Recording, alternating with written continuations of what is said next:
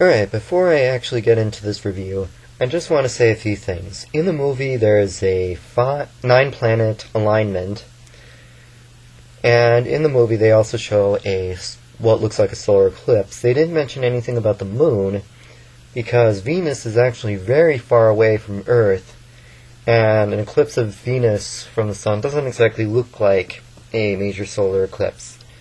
So, what they show in the movie must mean that Venus would actually be very close, and that would result in either the upset of gravity between the two planets, or perhaps in the entire possibility that the two planets will collide with one another, which is not exactly what is desired. Alright, that's out of the way. Let's continue with the review. Now, the movie Tomb Raider has so many flaws in it, and the story about it is pretty simple. The main character, Lara Croft, is obviously Tomb Raider. They call her an archaeologist, but that's a full-out lie, because archaeologists don't exactly bust into places like ancient temples, etc., and steal every shiny piece they have and keep them to themselves.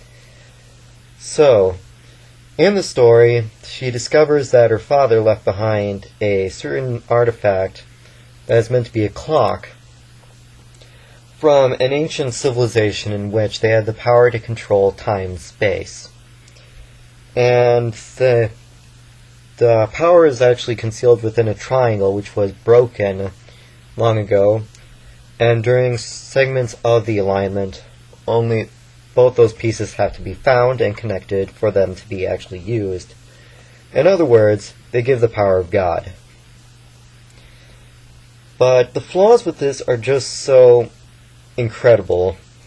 First off, I just also want to say that when I first watched this movie, I automatically assumed there will be overblown sexualization. Because it's Tomb Raider and all. It should be obvious. But unfortunately, any scene that's really sexualized, or probably I'm just blind, but the scenes that are really sexualized are just few and far between. For one thing, the major flaw is pretty much a pop culture flaw, and that is, I noticed that nowadays, anything archaeological or ancient usually ties in with the supernatural. And this is a very frequent concept that is prevalent in pop culture. Unfortunately, because of that, it's almost impossible for it to go away. Because it's plainly obvious that anyone who digs up an ancient village will automatically find some traces of the occult or some ancient magic, etc. Secondly, the other flaw with this is the lack of suspense. Now let's put in this little scenario. Let's say I'm a robber, and I want to rob a gun store, and the gun store is owned by a psychologically deranged person who has incredible paranoia. He has all the guns at his disposal, and I just have one. So he has probably much more variety in his weaponry than I do. So what would be the odds of me actually succeeding? Obviously not very much, so the suspense would be pretty high. Now let's switch that. Let's say I'm the gun owner, and I have all the guns at my disposal, and there's a robber trying to rob my gun store. What's the suspense? Not much. The story throughout has very little suspenseful elements in it, and when they do, they're just so incredibly weak.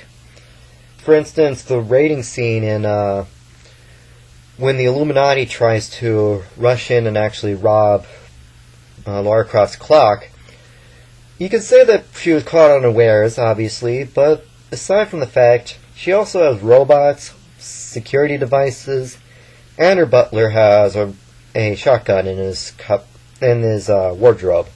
So, they've obviously experienced something like this before, and this will also stem into the other suspenseful elements, in that, for instance, the final fight scene between the head of the Illuminati, he was already stabbed to begin with, so he isn't going to put up much of a fight.